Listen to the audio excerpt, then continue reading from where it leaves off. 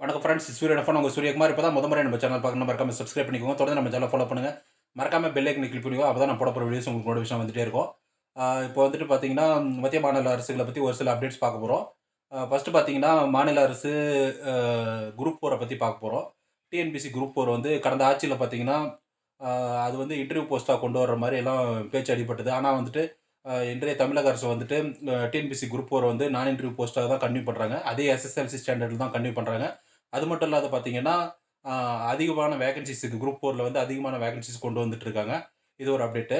2வது பார்த்தீங்கன்னா, மாநில அரச பார்த்துட்டோம். மத்திய அரச பத்தி பார்க்கலாம். மத்திய அரசு வந்து பார்த்தீங்கன்னா, இப்ப டோல்கேட் கிராஸ் பண்ணி போறவங்க எல்லாமே வந்து அதிகமா வெயிட் பண்றாங்க அப்படின்னு சொல்லிட்டு, அ பார்த்தீங்கன்னா, ஒரு வருஷத்துக்கு ரூ. 3000 கட்டுனீங்கன்னா, ரூ. 3000 கட்டுனீங்கன்னா, உங்களுக்கு வெயிட் பண்ணாம பாஸ் ஒண்ணு குடுத்துருவாங்க. அந்த பாஸ் மூலமா நீங்க கிராஸ் பண்ணி டோல்கேட் கிராஸ் பண்ணி போய்க்கலாம்னு சொல்லியிருக்காங்க.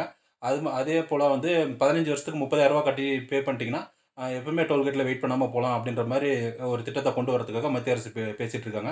இந்த ஒரு சிறிய அப்டேட்டுக்காக தான் வீடியோ போட்டோம். மத்திய, மாநில அரசுன்னு ஒரு சின்ன அப்டேட் தான். இது போன்ற அப்டேட் மற்றும் விழிப்புணர்வு தகவலுக்கு தொடர்ந்து நம்ம சேனல ஃபாலோ பண்ணுங்க. சூரியகுமார், சூரியன் எஃப்எம். Thank you.